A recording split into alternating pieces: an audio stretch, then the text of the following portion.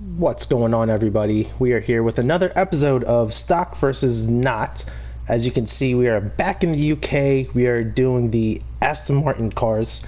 And before we actually start with the laps at Suzuka, I wanted to ask you guys a question.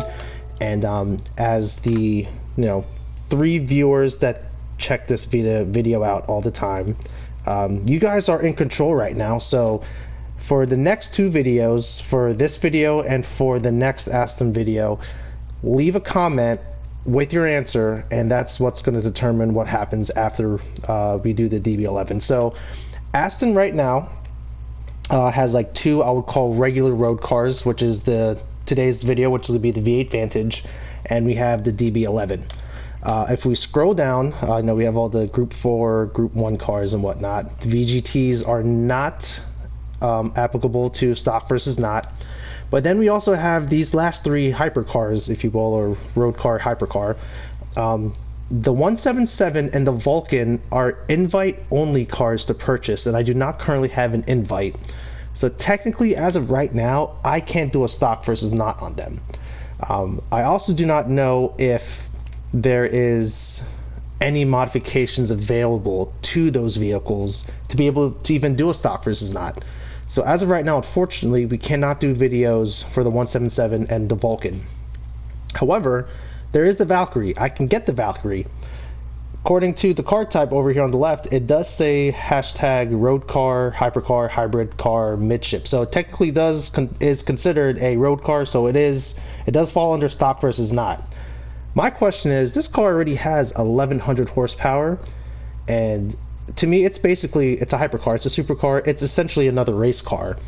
But since it is considered a road car, should we do a stock versus not on the Valkyrie? Now, here are some things that I do not know. I do not own the Valkyrie currently, so I do not know if it even has any modifications outside of tires and suspension, maybe not even have any brakes.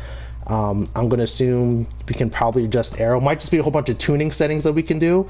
I don't know what's available for this car in the tuning shop or GT Auto. So in this video for the V8 Vantage and for the next video, which is the DB11, leave a comment saying whether or not I should do the Valkyrie, and we'll just basically do it, in the democracy. Whichever one gets the most comments, votes for yes or no, that's what's going to drive whether or not we do it. And if I do end up getting invites to purchase the 177 or the Vulcan, I will just go ahead and get one. I don't know how many times Gran Turismo will let you actually purchase a vehicle if you have an invite. Worst case, I'll buy it, run the stock version, then have to back out and fully modify it and then do it that way. But anyway, sorry for the long-winded intro. Let's go ahead and hop into stock versus not in the V8 Vantage S. That is the Aston Martin, and I believe it was a 2015 model is what we're in today. James Bond like, if you are into those movies. I don't know. Did he use a Vantage or was it a Vanquish? Or maybe he used both. I honestly do not know. But that's what Aston Martin is kind of known for. Let's go ahead, hop into the settings, see what we have. 552 performance points, 429 horsepower coming from a V8 power plant, making 361 foot-pounds, and we have a 50-50 weight distribution at 3,500 pounds here. So should be a well-balanced car.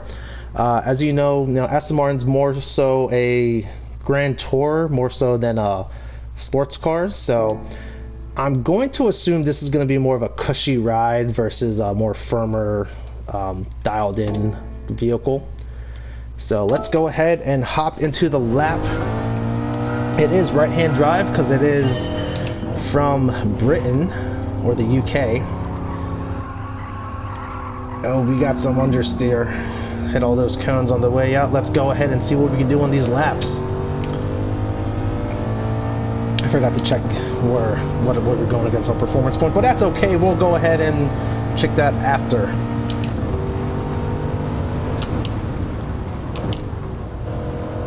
So, like I was saying, this Aston Martin, I'm not expecting it to be as nimble as the Jaguar. That is the only other British car we have done so far.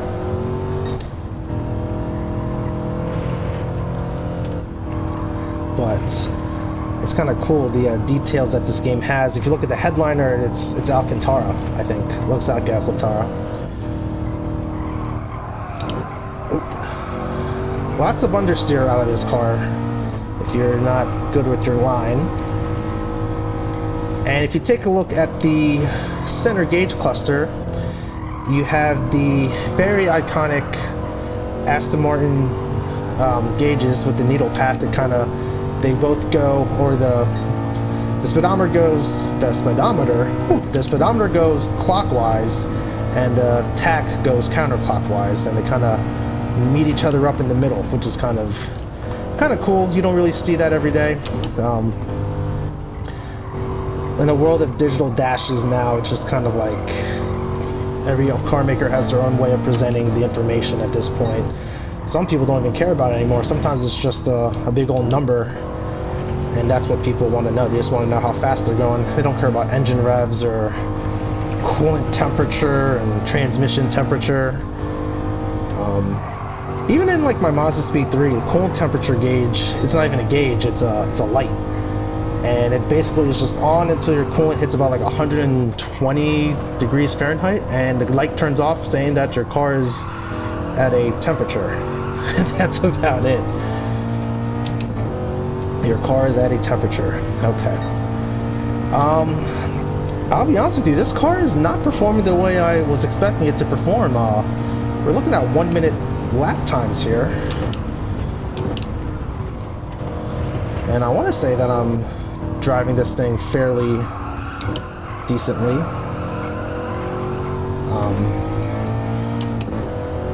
Like I said, I know it's a Grand Tour, but so maybe it's not, you know, geared or set up to be thrown around a technical racetrack. I think it just needs to be fighting bad guys and helping spies on their missions. That's what the Aston Martin was really built for. I do like this car though. It's definitely a good looking car. It's a cool car. Definitely something that I would consider as like a midlife crisis car if you know you don't want to go like the Corvette route or anything like that. 59.3 is what we have. Let's see where that puts us on the ranking board.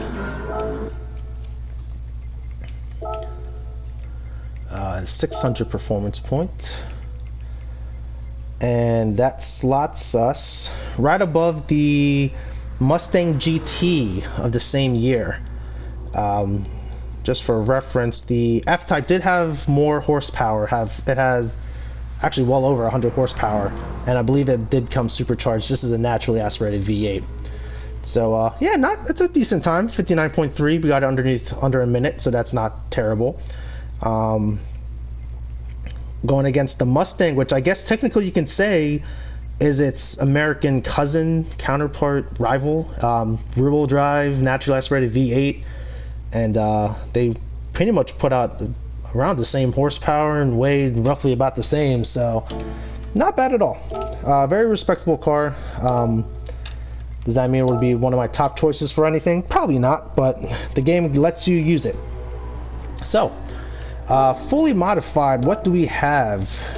No engine swaps today. We're still going to be using the same V8 that the car comes with. We are supercharged now.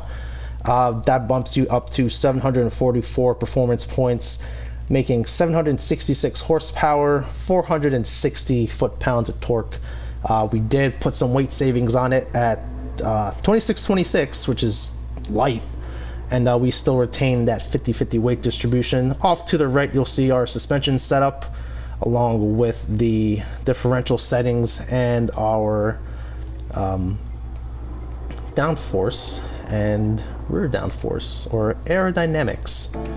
Cool. Let's go ahead and hop into this fully modified version, see what kind of lap time it can cut.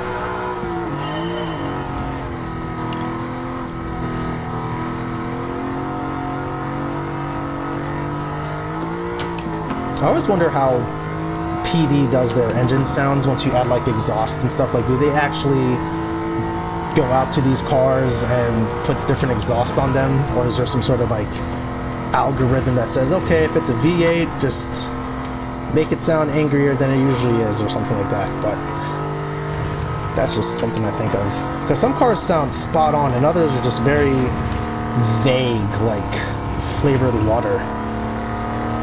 I think it tastes like lemon, but it could also be lime. Right out this box, fully modified suspension with racing soft tires. That understeer is definitely, if not all the way gone, it is a lot more manageable. 51.415. Opening lap.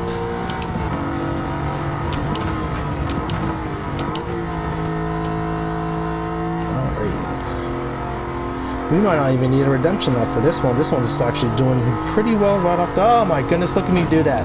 Why do I just speak nonsense into existence like that? We don't need a redemption lap. Oversteer. I should do what? I should do, what's it, negative reinforcement? This lap is gonna suck. And then I just break some crazy Suzuka record that no one has ever done before. Definitely gonna be doing 3 laps. Not sure about the 4th yet, but we'll see.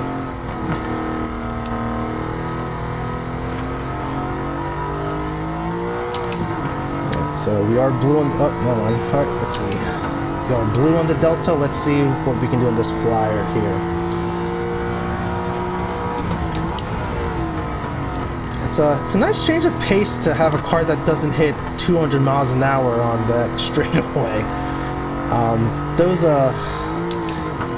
Chevys were something else, fully modified.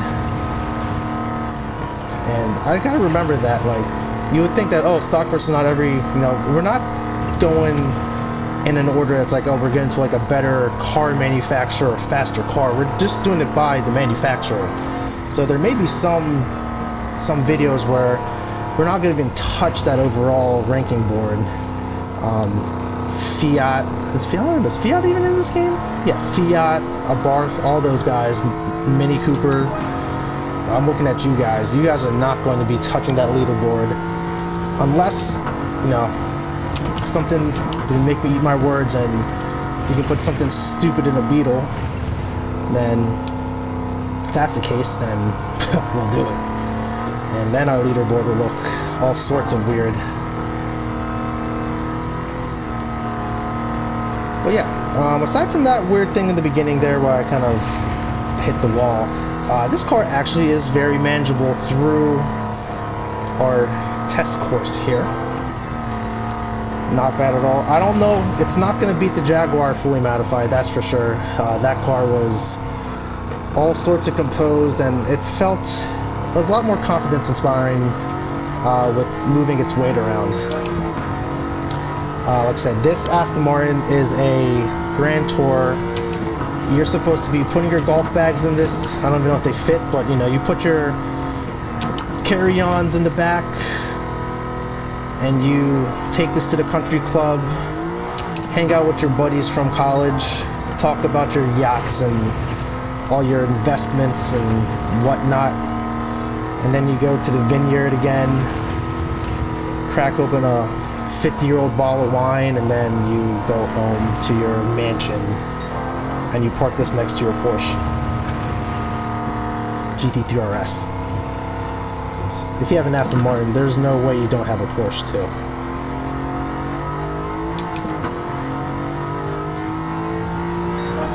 Alright, 50.414.